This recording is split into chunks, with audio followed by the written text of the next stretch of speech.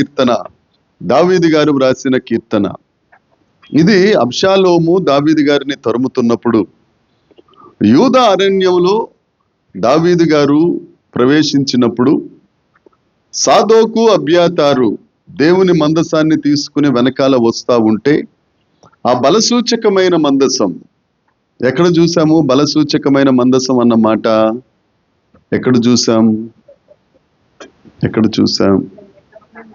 నిర్గమాకాండం. దేవునికి స్తోత్రం. మిస్పా, బేతేల్, షీలో, కిర్యత్యారీము 141వ కీర్తనలో చూసాం. 8వ వచనంలో బలసూచకమైన మందసము నీ విశ్రాంతిలో ప్రవేశింపనిమ్ము. ఆ బలసూచకమైన మందసాన్ని తీసుకుని వస్తా ఉంటే ఎవరు? సాదోకు అబ్యాతారు అనే యాజకులు దావీదు ఆ మందసాన్ని తీసుకెళ్లి ప్రత్యక్ష గుడారంలో ఉంచేయండి, ఎందుకంటే నీ కృప జీవము కంటే ఉత్తమం. ఆ బలసూచకమైన మందసం ఎక్కడుంటే అక్కడ దేవుని సన్నిధి ఉండేదని, దేవుడు ఉండేవారని, దేవుడు వారి పక్షమున యుద్ధం చేసేవారని అప్పటి వరకు వారి నమ్మకం. కానీ 141వ కీర్తన ఒకసారి తీద్దాం. 141వ కీర్తన 1వ వచనం 2వ వచనం. యెహోవా, నేను నీకు మొర్రపెట్టుచున్నాను, నా యొద్దకు త్వరపడి రమ్మయ్యా. నేను మొర్రపెట్టగా నా మాటకు చెవియొగ్గుము. నా ప్రార్థన ధూపము వలెను, నేను చేతులెత్తుట సాయంకాలపు నైవేద్యము వలెను నీ దృష్టికి అంగీకారముగా ఉండునుగాక. ఇది బలిపీఠం దగ్గరికి వెళ్తేనే, ప్రత్యక్ష గుడారంలోకి వెళ్తేనే, ఆ ఆవరణంలో ఉన్న బలిపీఠం దగ్గరికి వెళ్ళి బలర్పించినప్పుడు యాజకుడు చేతులెత్తితేనే సాయంకాలపు ధూపమని ఇక్కడ రాయలేదు. ఏమనుంది అక్కడ? 2వ వచనంలో, నా ప్రార్థన నీకు ధూపంలాగా, నేను చేతులెత్తుట సాయంకాలపు నైవేద్యములాగా. ఈ ప్రార్థన అనేది ఎక్కడైనా చేయొచ్చు. ఈ చేతులెత్తడం అనేది ఎక్కడైనా చేతులెత్తొద్దు. ఎదుటోళ్ళని ఎత్తి మీద చేతులు ఎత్తడానికి కాదండి, దేవుణ్ణి స్తుతించడానికి చేతులు ఎక్కడైనా ఎత్తొచ్చు. అది సాయంకాలపు నైవేద్యంగా దేవుడు తీసుకుంటారు. కనుక ఇది ఎరిగిన దావీదు గారు ఏమంటారంటే, ఆ మందసాన్ని తీసుకెళ్లి ప్రత్యక్ష గుడారంలో ఎక్కడుందో అక్కడ ఉంచేసేయండి, కానీ దేవుడు మాత్రం నిత్యము మనతో పాటే ఉంటారు. మనం ఎక్కడ చేసినా ప్రార్థన దేవుడు ఆలకిస్తారు. మనం ఎప్పుడు చేతులు ఎత్తినా అది ఆయనకు ఇంపైన నైవేద్యంగా ఉంటుందని ఆలోచించి ఆ మాట అన్నారు. ఏమని? నీ కృప జీవము కంటే ఉత్తమము, నా పెదవులు నిన్ను స్తుతించును. ఈ మాట అంతా మనం చదువుకున్నాం. ఈ మాటలన్నీ చదువుకున్నాం. 5వ వచనం, క్రొవ్వు మెదడు నాకు దొరికినట్లుగా నా ప్రాణము తృప్తి పొందుచున్నది, ఉత్సహించు పెదవులతో నా నోరు నిన్ను గూర్చి గానము చేయుచున్నది. మస్తాన్ బి అక్క, కొవ్వు మెదడు తిన్నాను, క్రొవ్వు మెదడు దొరికిన అనుభవం కూడా నాకుంది అని ఆ దినాన మొన్న చెప్పుకొచ్చారు. ఆ క్రొవ్వు మెదడు దొరికిన అనుభవము అది రావాలి అని అంటే దేవుని వాక్యమును మనము ధ్యానిస్తూ ఉండాలి. దివారాత్రములు ఆయన వాక్యమును ధ్యానించువారు ధన్యులు, ఎందుకంటే వారు క్రొవ్వు మెదడు దొరికిన అనుభవంలోనికి వెళతారు. క్రొవ్వు మెదడు ఎందుకు దొరుకుతుంది? దాన్ని అక్కడ రాశారు అని అంటే, లేవీకాండ ప్రకారం క్రొవ్వుకు సంబంధించినది యావత్తు దేవునికి ఇంపైన సువాసన. ఎప్పుడైతే ఆ క్రొవ్వును మనం దేవునికి సమర్పిస్తామో మనకు కూడా ఆయన మంచి గోధుమ పంటతో, శ్రేష్టమైన గోధుమలతో దేవుడు మనల్ని ఆశీర్వదిస్తారని, పోషిస్తారని మనం పోయిన ఆదివారం నాడు నేర్చుకున్నాం. 6వ వచనం చదువుదాం. కాగా జీవితకాలం అంతయు నేను ఇలాగు నిన్ను స్తుతించదను, నీ నామమును బట్టి నా చేతులు ఎత్తెదను. 119వ కీర్తన 55వ వచనం. జీవితకాలం అంతా దావీదు గారు అంటారు, జీవితకాలం అంతా. 27వ కీర్తనలో దావీదు గారు అంటారు, జీవితకాలం అంతా నీ మందిరములో నేను నివసింపగోరుచున్నాను. ఇక్కడ అంటారు, నా జీవితకాలం అంతయు నేను నిన్ను స్తుతించకోరుతున్నాను. యెహోవా, రాత్రి వేళ నీ నామమును స్మరణ చేయుచున్నాను, నీ ధర్మశాస్త్రాన్ని అనుసరించి నడుచుకుంటున్నాను, నీ ఉపదేశమును అనుసరించి నడుచుకొనుచున్నాను. ఇదే నాకు వరం. 27వ కీర్తనలో నేను ఒక వరం అడిగి తిని, ఏమిటట వరం? నీ ప్రసన్నత చూడాలని, నీ మందిరంలో ఉండాలని, జీవితకాలం అంతా. ఎక్కడొక వరం అడిగాడు, ఏమిటట? ధర్మశాస్త్రమును అనుసరించాలి, ఆయన ఆజ్ఞలను అనుసరించాలని, నీ నామమును బట్టి నా చేతులు పైకెత్తెదను. రాత్రి జాముల యందు, రాత్రి అంటే యూదులకు ఎప్పుడు ప్రారంభమైపోద్ది అంటే సాయంత్రం 6 గంటలకి. ఒక వెర్షన్ ప్రకారం సాయంకాలం 6 గంటల నుంచి ఉదయం 6 గంటల వరకు 3 జాములు అంటారు.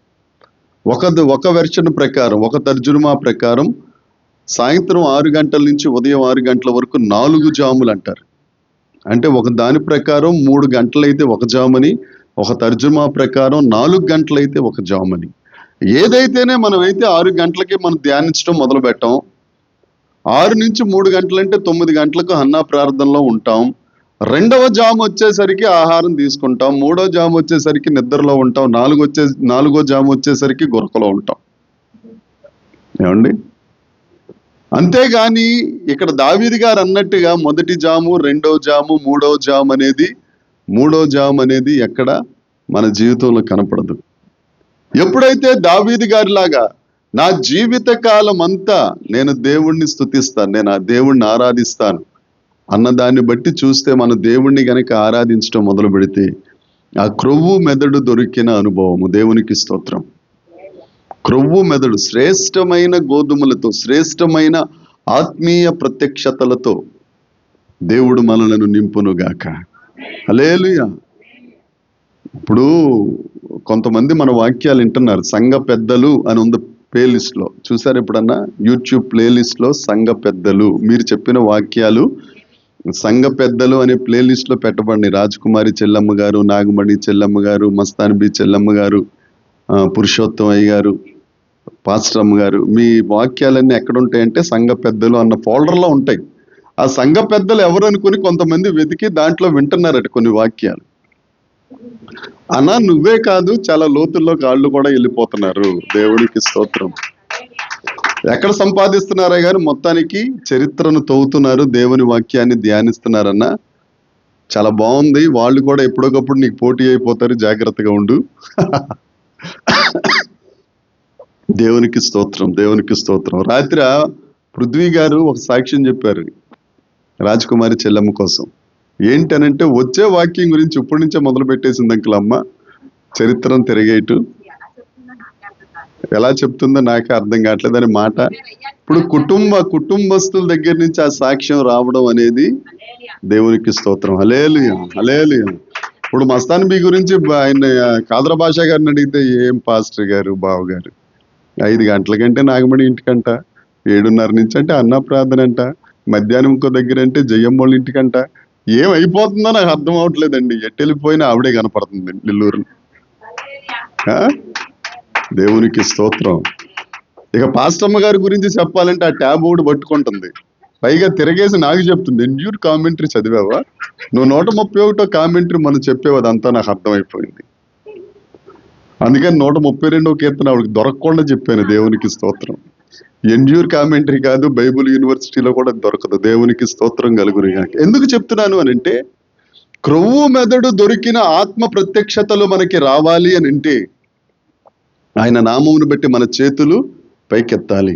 ఆమేన్. ఆయన నామం ఏమిటి? అబ్రహాము దేవుడు, ఇస్సాకు దేవుడు, యాకోబు దేవుడు, పితరుల దేవుడు. దేవునికి స్తోత్రం. ఇది నాకు జ్ఞాపకార్థ నామము, నేను ఉన్నవాడను అనువాడను, అది ఆయన నామము. కొత్త నిబంధనకు వచ్చేస్తే పైన ఆకాశం అందే గాని, భూమి అందే గాని, భూమి కింద పాతాళం అందే గాని, అన్ని నామముల కన్నా పైనామము ఆయన నామము. అది బలమైన దుర్గము, నీతిమంతులు అందులోనికి ప్రవేశించి సురక్షితముగా ఉంటారు. ఆ నామమును బట్టి నా చేతులు నేను పైకి ఎత్తెదను. దేవునికి స్తోత్రం. ఎప్పుడైతే మనం దేవుని వాక్యాన్ని ధ్యానించడానికి ఇష్టపడతామో, అందుకే నేను చెప్పేది, మీరు ఎలాంటి వారు, మనం ఎలాంటి వారు దేవునికి అక్కర్లేదు. ఒక బురద గ్లాసులో, బురద నీటితో నిండిన ఈ గ్లాసులో మంచినీళ్ళు అలా పోస్తా ఉంటే కొన్నాళ్ళకి బురద నీళ్లు పోయి మంచినీళ్ళు వచ్చేస్తాయి. మనం అందరము పాపము చేసి దేవుడు అనుగ్రహించు మహిమను పొందలేకపోతున్నాం. మన మాట పాపం, మన చూపు పాపం, మన ఆలోచన పాపం, అన్ని పాపమే. కానీ ఎప్పుడైతే వాక్యాన్ని ధ్యానించడం మొదలు పెడతామో, మరొకసారి చెప్తాను, దివారాత్రములు దానిని ధ్యానించువారు ధన్యులు, చదువువారు కాదు. ప్రకటన గ్రంథంలో కూడా ఏముంటుంది? చదువువారు, వినువారు, గైకొనువారు ధన్యులు. గైకొనాలంటే నువ్వు ధ్యానించాలి కదా, నువ్వు చెప్పాలి కదా. వాక్యం ఎప్పుడైనా నోటితో ఇలాగిలా చదువుకుంటూ ఉంటే ఏ ప్రయోజనం ఉండదు. నా ప్రాణము దేవుని నమ్ముకుని మౌనముగా ఉన్నది, ఆయన వలన నాకు రక్షణ కలుగును. మన మాట మన చెవులు వినాలి, మన చెవుల దగ్గర నుంచి మన మెదడుకి వెళ్ళాలి. అది అప్పుడు మనకి ఎలా ఉంటుందంటే క్రొవ్వు మెదడు దొరికినట్లుగా. మనం పోయిన వారం చదువుకున్న వాటిల్లో మంచి గోధుమ పంటతో నేను నిన్ను తృప్తిపరుస్తానని దేవుడు అన్నాడు. ఆత్మీయ అర్థం తీసుకుంటే ఆత్మ ప్రత్యక్షతలతో నేను మిమ్ములను నింపుతాను. నువ్వు ఎంతవరకు ఆత్మ ప్రత్యక్షతలు లేవు, 5 రొట్లు 2 చేపలు, సమరయుడు, మంచి సమరయుడు, లేకపోతే 12 సంవత్సరాల రక్తస్రావం కలిగిన స్త్రీ, ఇయే చెప్పుకుంటా వెళ్ళావంటే నువ్వు ఎప్పటికి ప్రకటన గ్రంథం దగ్గరికి వెళ్ళాలి. అవన్నీ ఎక్కడుంటాయి? మత్తయి సువార్త, మార్కు సువార్త, లూకా సువార్త, యోహాను సువార్త. ఇక దాటిన తర్వాత నీకు మంచి సమరయుడు, 5 రొట్లు కనపడవు. భక్తులు కనపడతారు, విశ్వాసం కనపడుతుంది, నిరీక్షణ కనపడుతుంది, ఇక ప్రేమ కనపడుతుంది. ఏమండి? క్రీస్తు యొక్క దీనత్వం ఏంటో, క్రీస్తు యొక్క గుణ లక్షణాలు ఏంటో మనకు అక్కడి నుంచి కనపడుతుంది. ఇక ప్రకటన గ్రంథం అయితే రాబోతుంది. ఎగ్జాక్ట్ గా ప్రకటన గ్రంథంలో ఏదైతే లిఖితమై ఉందో అది ఇప్పుడు జరుగుతూ ఉంది. దేవునికి స్తోత్రం. బైబుల్ అన్నది, పరిశుద్ధ లేఖనం అన్నది కల్పన కథ కాదు కాదు. నిన్న చిన్నోడు ఏదో డిస్కషన్ లో మా ఇద్దరి మధ్యన చిన్న మాట వస్తే రామాయణం గురించి, భారతం గురించి, బైబుల్ గురించి, ఎవరో వాళ్ళ ఫ్రెండ్, రామాయణం రాసింది ఎవరు? దేవుడు కాదా? పరిశుద్ధ లేఖనాలు, బైబుల్ రాసింది దేవుడు అంటే ఎగ్జాక్ట్ గా పరిశుద్ధ లేఖనాలు రాసింది దేవుడే. తనకు ఆ మాట అందకపోయిండొచ్చు, చెప్దాం అనుకున్నాను కానీ సరేలే, రాబోయే కాలంలో అర్థం అవుతుంది. మోషే ధర్మశాస్త్రము, తోరా ధర్మశాస్త్రం అంటే ఆదికాండం, నిర్గమాకాండం, సంఖ్యాకాండం, లేవీకాండం, ఈ కాండాలన్నిటిని పట్టిని తోరా అంటారు. ఈ తోరా రాసినప్పుడు మోషే లేడు. నిర్గమాకాండం దగ్గర నుంచి వచ్చాడు మోషే కదండి. నిర్గమాకాండం 2వ అధ్యాయంలో పుట్టాడు, 3వ అధ్యాయంలో దేవుడు మాట్లాడాడు. మరి ఆదికాండం అంతా ఎలా రాశాడు ఆయన? యోబు గురించి ఎలా రాశాడు ఆయన? 90వ కీర్తన ఎలా రాశాడు? పరిశుద్ధాత్మ దేవుడు దైవ ప్రేరణతో రాసిన గ్రంథాలు ఇవి. ఏమండి? 1600 మంది భక్తులు ఒక చోట కూర్చుని రాసినట్టుగా ఒక లైన్ లో రాసిన గ్రంథం ఇది. వారందరూ ఎక్కడెక్కడెక్కడెక్కడో కూర్చుని రాశారు. దైవ లిఖితము. అందుకనే దైవావేశము కలిగిన మాటలు అంటాడు తిమోతితో పౌలు గారు. ఈ మాటలు దైవావేశము కలిగిన మాటలు. నీకెంత నీరసంగా ఉండని, నువ్వు దేవుని వాక్యం చెప్తున్నప్పుడు ఒక 2-3 నిమిషాలు మాత్రం నీ ఆధీనంలో నువ్వు ఉంటావు. తర్వాత ఇక నీ ఆధీనం ఉండదు. ఎక్కడి నుంచి వస్తుందో శక్తి మనకు తెలియదు. అయిపోయిన తర్వాత మొత్తం ఒక గుడ్డను ఇలా వదిలేస్తే ఎలా కింద పడిపోద్ది, అలా పడిపోతావు అంతే. ఆ దైవావేశం నీలో ఉన్నప్పుడు క్రొవ్వు మెదడు దొరికినట్లుగా ఉంటుంది. ఎందుకు ఇదంతా చెప్తున్నానంటే, క్రొవ్వు మెదడు అనుభవం అంటే ఇప్పుడు మటన్ కొట్టు మస్తాన్ దగ్గరికి వెళ్ళి మంచి గొర్రెపోతును కోసిన తర్వాత కొవ్వు మెదడు నాకు ఇచ్చే మాట్లాడితే పాస్టర్ కొవ్వు మెదడు అన్నట్టు తినేసి పడుకుని పోతారని కాదు. మంచి ఆత్మ ప్రత్యక్షతలు. ఎహెస్కేల్ అంటారు, యెషయా అంటారు, యోహాను గారు అంటారు, నేను ఆత్మవశుడనైతిని. ఆమేన్. ఎప్పుడు ఆత్మవశుడయ్యారు? ప్రభువు దినమందు. ఎక్కడున్నారు వారు? దేవుని సన్నిధిలో ఉండగా ఆత్మతో నువ్వు నింపబడి. అది క్రొవ్వు మెదడు దొరికిన అనుభవం. ఓకే. నీ నామమును బట్టి నా చేతులు ఎత్తెదను, నీవు నాకు సహాయకుడవై ఉంటివి, నీ రెక్కల చాటున. ఎక్కడంటండి? నీ రెక్కల చాటున శరణు జొచ్చి ఉత్సాహధ్వని చేసేదను. ఉత్సాహ గానం చేస్తే ఉత్సాహ ధ్వని వస్తుంది. నువ్వు దేవుణ్ణి ఎడతెగక నువ్వు స్తుతించగలిగితే, నువ్వు ప్రారంభించు. ఎలా ప్రారంభిస్తావు? నీ నీరసంలో నుంచి, నీ ఎముకల నొప్పుల్లో నుంచి, లేకపోతే నీ తలనొప్పిలో నుంచి, నీ జ్వరంలో నుంచి, నీ బాధలో నుంచి, నీ కష్టంలో నుంచి, నీ వేదనలో నుంచి యేసయ్యా నీకు స్తోత్రం అని మొదలుపెట్టు. కొనసాగించువాడు ఆయన. దేవునికి స్తోత్రం. ఆయనకు ఒక పేరు అల్ఫా ఓమేగా. మొదలుపెట్టువాడు, ముగించువాడు. మొదలుపెట్టువాడు, కొనసాగించువాడు, ముగించువాడు. ప్రారంభము ఆయనే, అంతం కూడా ఆయనే. నువ్వు ప్రారంభించు. యేసు నామమున నువ్వు చేయి స్తోత్రం చేయటం. దేవుణ్ణి స్తుతించు. ఒకవేళ నీకేం రావట్లేదో మౌనంగా ఉండే దగ్గర, మౌనంగా కళ్ళు మూసుకుని కూర్చో, ఒగ్గబట్టుకుని. సెల్లగిల్లో పక్కన పడే. సెల్లు ఉంటే అదే పెద్ద దరిద్రం. నువ్వు ఎప్పటికీ సెల్ ఉంటే దేవునితో సహవాసం చేయలేవు. సెల్ స్విచ్ ఆఫ్ చేసేయాలి. మళ్ళీ ఇది సైలెంట్ మోడ్. సైలెంట్ లో పెట్టిన అది గుయ్యి గుయ్యి అంటా ఉంటది. అది వైబ్రేషన్ బాగా అర్థమైపోతుంది ఇవిడికి. సైలెంట్ లో కూడా అక్కల చంపేడు దాన్ని. కొంతకాలం ఏమవుద్ది, మనం ఏమన్నా ప్రైమ్ మినిస్టర్లవా చీఫ్ మినిస్టర్లవా, మనకు అన్ని ఫోన్లు వస్తాయా? మొత్తం దాని జీవం తీసేసామనుకో, రక్తం చేయం ఎక్కడొక్కడ పడేసి ఏ వంటగదిలోనో ఏ గిన్నె కింద కప్పెట్టేసామనుకో అక్కర్లేదు. ఇలాగ చెప్పే మనుషులను చంపేస్తున్నారు మీరు. నీవు నాకు సహాయకుడవై ఉంటివి, నీ రెక్కల చాటున శరణుజొచ్చి ఉత్సాహధ్వని చేస్తాను. రూతుతో బోయజ్ అంటారు. ఋతు గ్రంథం 2వ అధ్యాయం 12వ వచనం. ఋతు గ్రంథం 2వ అధ్యాయము 12వ వచనం. యెహోవా బోయజ్ అంటాడు రూతక్కతో, యెహోవా నువ్వు చేసిన దానికి దేవుడు నీకు ప్రతిఫలం ఇస్తారు. ఇజ్రాయేలీల దేవుడైన యెహోవా నువ్వు ఆయన రెక్కల కింద సురక్షితంగా ఉంటావు. ఏం చేసింది రూతు? ఏం చేసింది? 3 ఆడవాళ్ళు బయలుదేరారు మోయాబు దేశం నుండి. 3 ఆడవాళ్ళకి ఒకటే క్వాలిఫికేషన్. ఏంటది? 3కి భర్తలు లేరు, విధవరాండ్రే. 3 కలిసి బయలుదేరారు. ఎవరెవరు? నయోమి అక్క, రూతక్క. రూతు వార్ప ఏమవుతారు? అక్కా చెల్లెళ్ళు. మీరు ఇంకొప్పుడు ఒక ఆన్సర్ చెప్పాలి నాకు. వందనాలు. ఇప్పుడు తర్వాత మిమ్మల్ని ఒక ప్రశ్న అడుగుతాను. అన్నా గారు పెనిన్నా గారు ఏమవుతారు? తోటికోడళ్ళు. పేపర్ లీక్ అయిందా? ఎక్కడో లీక్ అయిందండి. నేను మంచి నిద్రలో ఉన్నప్పుడు కితకతలు పెట్టి చెప్పేసినట్టుంది. వీళ్ళిద్దరు అక్కా చెల్లెళ్ళు. వీళ్ళు బయలుదేరి ఆ మోయాబు సరిహద్దు దగ్గరికి వచ్చారు. నయోమి అక్క అప్పగింతలు పెడతా ఉంది. ఓర్పా ఇంకెళ్ళిపో, నీకు వయసు ఉంది కదా అని అంటే, సరే అత్త నువ్వు ఏం చేసినా. ఆడోళ్ళు భలే మాడతారండి. ఆడోళ్ళు మీకు జోహార్లు. వాళ్ళకి దెబ్బ తగలకుండా చెప్తారు. సరే అత్త నువ్వు ఎంతో మంచిదాని అత్త, ఏదైనా నా బ్రతికే కొత్త నువ్వు. సరే అత్త నేను ఎక్కడున్నా కానీ నీకోసమే ఆలోచిస్తాను. నువ్వు లేకుండా, నిన్ను తలవకుండా నేను ఉటిదే వెళ్ళిపోయిన తర్వాత చిచ్చి అసలు గుర్తే రాదు. జాగ్రత్తగా ఒక ముద్దు పెట్టేసి వెళ్ళిపోయింది. రూత్ అలా అనలేదు. ఏముంది? నీ దేవుడే నా దేవుడు, నీ జనమే నా జనం, నీ సమాధులే నా సమాధులు అనుకుని ఒక ప్రమాణం చేసి వెనక్కి తిరిగి చూడకుండా బెత్లెహేము వైపు చూసింది. దాన్ని బట్టే బోయజ్ అంటాడు, నువ్వు చేసిన దానికి దేవుడు తప్పక ప్రతిఫలం. ఎక్కడ సురక్షితంగా ఉంటావు నీవు? ఇజ్రాయేలీల దేవుడైన యెహోవా రెక్కల చాటున. దేవునికి స్తోత్రం. ఆయన రెక్కల దగ్గర సురక్షితంగా ఉంటాం మనం. 91వ కీర్తన 3వ వచనంలో కదా, ఆయన రెక్కలే మనకు ఆశ్రయం. మలాకి 3వ అధ్యాయం, ఆయన రెక్కలలో మనకు ఆరోగ్యం, స్వస్థత. ఆ రెక్కల దగ్గరికి వెళ్ళిపోతావు. దాన్ని బట్టి వాళ్ళ మనవడే కదా, రూతు గారి మనవడే కదా. ఎవరు?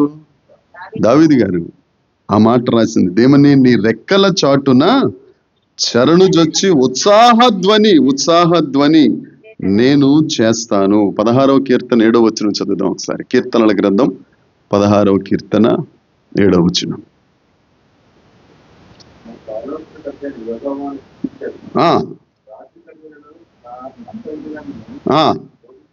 నాకు బోధించుచున్నవి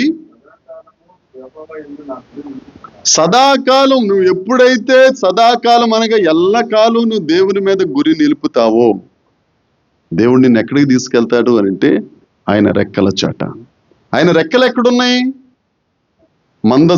మందసం పైన కరుణాపీఠం దగ్గర రెక్కలు చాపిన కెరూబులు. అక్కడ ఉంటాం మనం. హల్లెలూయా. ఆ మందసంలో ఏమేమి ఉన్నాయి? 10 ఆజ్ఞలు ఉన్నాయి, మన్నా పాత్ర ఉంది, చిగురించిన అహరోను కర్ర. నువ్వు ఎప్పుడైతే ఆ రెక్కల దగ్గరికి వెళ్ళిపోతావో వాక్యం నీ దగ్గర ఉంటుంది. నువ్వు చిగురించిన జీవితాన్ని కలిగి ఉంటావు. మూడవది నీ నోటి నిండా ఆహారం. అంటే మంచి దావత్ రైస్ కాదు. దావత్ రైసేనా? అది కాదు, బ్రౌన్ రైస్ కాదు. దేవుని యొక్క వాక్యం అనే జీవాహారము మన నోటి నిండా ఉండునుగాక. తర్వాత చదువుదాం. నా ప్రాణము నిన్ను అంటి వెంబడించుచున్నది, నీ కుడి చెయ్యి నన్ను ఆదుకొను. నీ దక్షిణ హస్తం నన్ను ఆదుకుంటుంది ప్రభువా. నీ దక్షిణ హస్తం. ఆయన దక్షిణ హస్తంలో బలం ఉంది, ఆయన దక్షిణ హస్తంలో ఆశీర్వాదం ఉంది, ఆయన దక్షిణ హస్తంలో ఘనత ఉంది. మన ప్రాణం ఎప్పుడైతే దేవుణ్ణి అంటుకుంటుందట, అంటుకోవడం అంటే పరిశుద్ధ గ్రంథ ప్రకారం యూదులు దావీదు గారి దగ్గరికి వచ్చి అంటారు, దావీదా నీ ఎముకనంటిన వారం కదా మేము. ఎముకనంటిన వారంటే మాంసం ఎముకని ఏ విధంగా అయితే అంటుకుంటుందో, మనం ఎప్పుడైనా మటన్ కొట్టు మస్తాన్ దగ్గరికి వెళ్ళి మూలుగులు కావాలంటే ఆయన గారు చీలుస్తారు దాన్ని. ఏమండి, ఆ మటన్ ఆ బోన్ దగ్గర నుంచి దాన్ని చీల్చినట్లుగా, చీల్చినా గాని ఆ బోనికి మాంసానికి ఉన్న సంబంధం ఏ విధంగా విడిపోకుండా ఉంటుందో మన సంబంధం దేవుడి తట్టి రీతిగా ఉండాలి. ఆశీర్వదిస్తే స్తోత్రం ప్రభువా, ఆశీర్వదించకపోతే ఆత్రం ప్రభువా అని అనకూడదు. నువ్వు ఆశీర్వదించినా ఆశీర్వదించకపోయినా నీవే దేవుడవు. దేవునికి స్తోత్రం కలుగునుగాక. దేవుడు నిన్ను ఆశీర్వదించకుండా ఉండడండి. రాత్రి దినాన మనం మాట్లాడుకున్న ఒక తల్లి బిర్యానీ తయారు చేసింది అని అంటే పిల్లలకి పెడుతుంది. పెద్దమ్మాయి ఎక్కువగా బోన్లు తింటదని, చిన్నమ్మాయి ఎక్కువగా అన్నమే తింటదని, కొసరు ఉంటుంది, కొసరు ఉందనుకో ఏమి తిందు హా అంటదని తల్లికి తెలిసిపోద్ది కదా. ఏమ్మా తెలీదా అమ్మా? సూజన కూడా ఇలాగ ఊపేస్తుంది. నేను కూడా తల్లిని అయిపోతాను అంకుల్ త్వరలో. ఆమెన్ అన్నారు మొత్తానికి. దేవునికి స్తోత్రం అనేది గట్టిగానండి. ఆమెన్. నువ్వు జనములకు తల్లిగా ఉందువు గాక. ఆమెన్. ఓ పక్కేమో ఆమెన్ అంటుంది, అనపోతే ఈడేమంటాడు ఆయన, నాకు అప్పుడే ఎందుకు అంకులని మనసులో ఒకటి. నువ్వు ఆమెన్ అన్నావు కాబట్టి అలాగన్నా దేవుడు ఆమెన్. దేవునికి స్తోత్రం. హల్లెలూయా. ప్రాణము దేవుణ్ణి అంటి పెట్టుకుని ఉండాలి. ఇక ఎన్నటెన్నటికి అది తీయలేనంత, విడదీయలేనంత. దేవునికి స్తోత్రం. ఇక ఆ బోన్లో ఉన్న సారం ఏమన్నా ఉంటే ఆ మాంసంలోకి వెళ్ళిపోవాలండి. దేవునిలో ఉన్న సారం ఏమన్నా ఉంటే నీలోకి నాలోకి వచ్చేయాలంతే. దుప్పి నీటి వాగుల కొరకు ఆశపడినట్లు దేవా ఆ మాట చెప్పాలి మనం. సహవాసం అంటే ఏంటి? వెళ్ళి అక్కడ ఆయన దగ్గర కూర్చొని హల్లెలూయా స్తుతి ఎల్లప్పుడు కృపలను, వీళ్ళు హల్లెలూయా స్తుతి పాడుతుంటే ఆ చివరి నుంచి కృపలను, నేను ఒక పాట ఈవిడ ఒక పాట ఇందాక.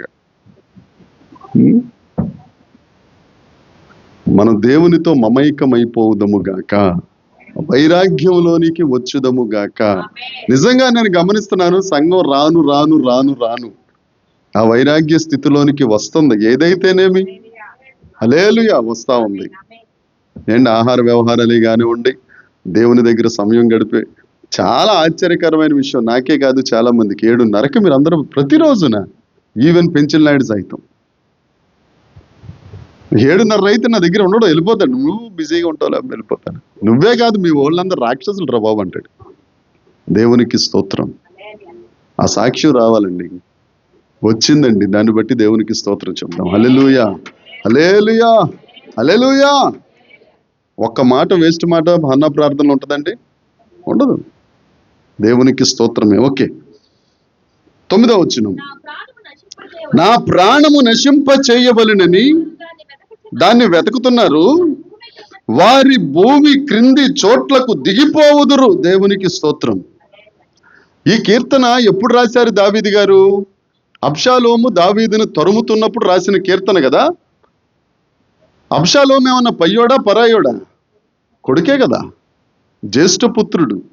ఆయన తండ్రిని తరుముతా ఉంటే రాసిన కీర్తన. అయితే ఈ అభిషక్తుడైన దావీదుని కొడుకు తరుముతా ఉంటే కొడుకు పరిస్థితి ఏమైపోయింది?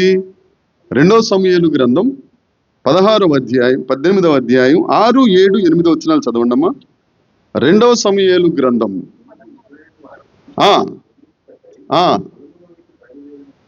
పొలంలోనికి వెళ్ళిన తరువాత యుద్ధం ఎఫ్రాయిం వనంలో మంచి ఘోరంగా జరుగుతుంది. ఏమిటట? ఇజ్రాయేల్ సైన్యము అంటే అబ్షాలోము సైన్యము 10,000 కంటే ఎక్కువగా ఉన్న సైన్యం దావీదు సైన్యము 600 మంది. దావీదు గారి సైన్యం 600 మంది. ఇజ్రాయేల్ సైన్యం అంతా 10,000 మంది. ఎక్కడ తెలిసింది పాస్టర్ గారు అంటే 3వ కీర్తన, 10,000 మంది నా మైకి దండెత్తి వచ్చినను నేను భయపడను. అటువైపు 10,000 మంది ఉన్నారు, ఇక్కడ 600 మందే ఉన్నారు. ఎక్కువ మాట్లాడితే 300 మంది. వీళ్ళు యుద్ధం చేస్తా ఉంటే, చదవండి అయ్యారు, ఓడిపోయారు, అక్కడ హతులైరి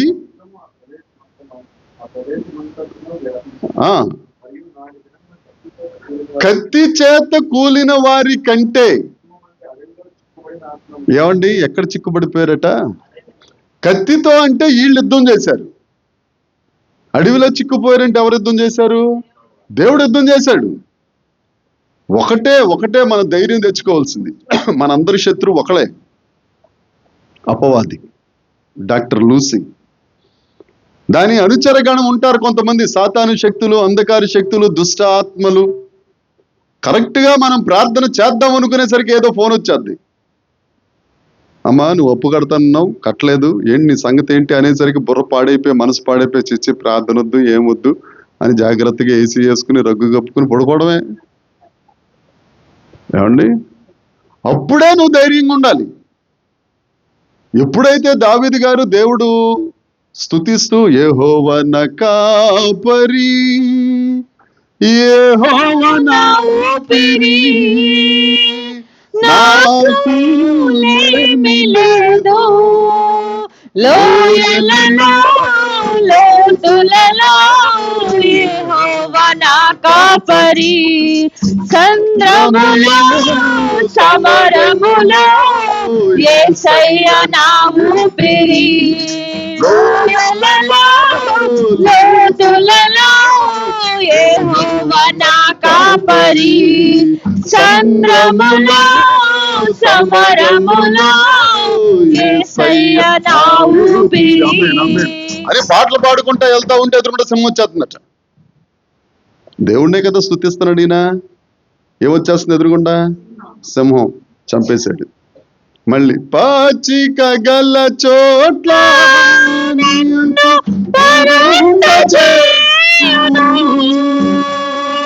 పాచిక గల చోట్ల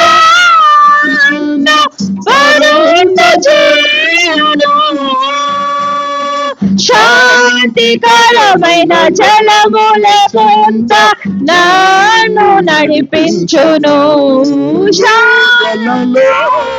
లోతులలో యెహోవా నా కాపరి. అని వాడు పాటలు పాడుతుంటే ఎలుగుబంటి వచ్చేస్తుందట. ఏమండి, దేవుణ్ణి స్తుతిస్తున్న కొద్దీ ఏదో ఒక శోధన వస్తుంది. శోధన వచ్చిందంటేనే కదా ఇప్పటికీ మనం చెప్పుకుంటున్నాం, ఆయన సింహాన్ని చంపేశాడు, ఎలుగుబంటిని చంపేశాడు, గొలియాతుని చంపేశాడు. ఆమేన్. నువ్వు ఎప్పుడైతే ప్రార్థన చేయటం, స్తోత్రం చెప్పటం ప్రారంభిస్తావో నీకేదో కష్టం వచ్చేది, ఏదో అడ్డొచ్చేస్తుంది. ఆ అడ్డొచ్చినప్పుడు అపవాదితో చెప్పాలి, అరే సాతానా నీ సంగతి నాకు తెలియదుంటరా, నీకు తల లేదురా, నీకు తోక తప్ప తల లేదురా, నాకు తల ఉంది, ఆ తలే యేసుక్రీస్తు ప్రభు, నేను దేవుణ్ణి స్తుతిస్తాను. నువ్వు రాకముందు వరకు ఒక పూటే ఉపవాసం ఉందాం అనుకున్నాను, నువ్వు వచ్చావు కదా 2 పూట్ల ఉపవాసం. హల్లెలూయా. నువ్వు రాకముందు వరకు కాఫీ టీ తాగుదాం అనుకున్నాను, నువ్వు వచ్చావు కదా, అవి కూడా మానేస్తాను. ఎలా ఉంటుంది అవతలోడికి? చెప్పట్లా మీరు? ఎలా ఉంటుందండి? పుండు మీద కారం వేసినట్టు ఉండదా? నువ్వు దేవుని పక్షాన ఉంటే, నీ ప్రాణం ఎముకను అంటుకున్నట్టుగా దేవుణ్ణి అంటి పెట్టుకుని ఉంటే నువ్వు రోషం కలిగిన వాడిగా ఉంటావు. దేవునికి స్తోత్రం. హల్లెలూయా. కత్తివాత చనిపోయిన వారు తక్కువ, అడవిలో చిక్కుకుని చనిపోయిన వారు ఎక్కువ.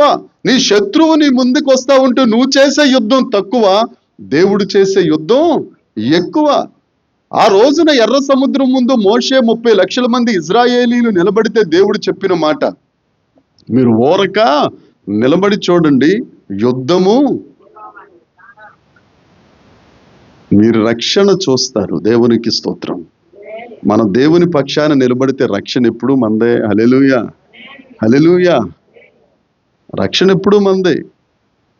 యెహోవా మన దగ్గరికి వచ్చారంటే మన మీద వెలుగు ప్రకాశించును. హల్లెలూయా. ఎక్కడెక్కడో ఉన్నామండి. మేము తిరుపతిలో ఉన్నాం, మీరు చెల్లెమ్మ గారు అక్కడ బాలాజీ ఎవెన్యూ అమ్మది గ్రాండ్, వసంతమ్మ ఇక్కడ, మస్తాన్ బి గారు నీళ్ల ట్యాంక్ దగ్గర, నాగమణి గారు అక్కడ, ఒక్కొక్కరు ఒక్కొక్క దగ్గర. బంగారం అక్క చెప్పక్కర్ల ధనలక్ష్మీపురంలో, ఒక్కొక్కరు ఒక్కొక్క దగ్గర ఉండి ప్రార్థన చేయగా చెన్నైలో పని జరిగిందా లేదా చెప్పాలి. జరిగిందా లేదా అండి? ఆయన ఎక్కడేమన్నా బయట ఒకళ్ళ రూమ్ లో ఉన్నాడా? ఐసీలో ఉన్నాడు ఆయన. ఐసీసీయు. ఆ సునీతమ్మ వస్తుంది, ఇప్పుడు వస్తుంది. వస్తుందండి, వచ్చింది, ఇప్పుడు వచ్చింది, వస్తుంది. వచ్చిందమ్మా. డిశ్చార్జ్ అవ్వలేదు, ఆవిడ వచ్చింది. ఐసీసీలో ఆ అమ్మాయి అంటది, ఆ రూమ్ లోకి వెళ్ళాలంటే పాస్టర్ గారు, సారు నాకు భయం వేసిపోతుందండి, చుట్టూ ఏం మిషన్లు పెట్టేశారంట. ఎన్ని మిషన్లన్నా ఉండని, దేవునికి ఏమి అడ్డు? దేవునికి అడ్డు చప్పట్లు కొట్టాలని అనిపించదే? దేవునికి స్తోత్రం, దేవునికి స్తోత్రం. దేవుడు మన పక్షమున ఉండగా మనకు విరోధి ఎవ్వరు? 10వ వచనం. బలమైన ఖడ్గమునకు నక్కల పాలైపోతారట. నక్కల పాలవుతారు, కుక్కల పాలవుతారు. పరిశుద్ధ లేఖనాలలో ఒక రాణి గారు ఉన్నారు, ఆవిడ గారి పేరు యెజబేలు, వాళ్ళ ఆయన గారి పేరు ఆహాబు. నాబోతు అనే అతని ద్రాక్ష తోట వారు ఆక్రమించుకొనుట వలన ఏలియా అనే ప్రవక్త వారికి చెప్పిన మాట, నువ్వు నీ రక్తాన్ని కుక్కలు నాకుతాయి, అక్కడ నాకుతాయి. పైనుంచి కింద పడిపోతే అక్క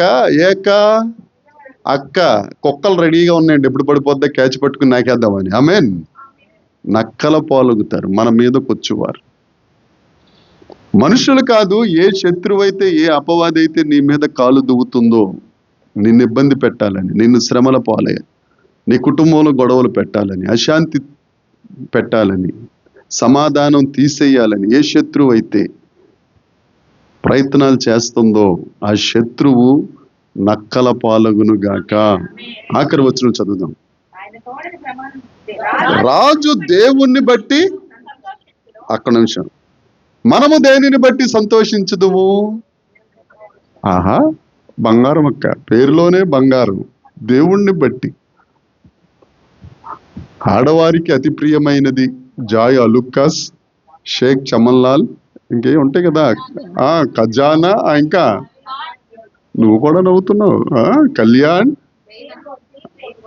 ఇది జైన్ గోల్డ్, వెంకటేశ్వరపురం.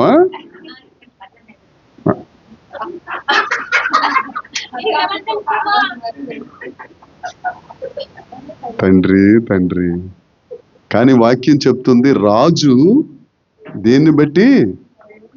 దేవునిని బట్టి.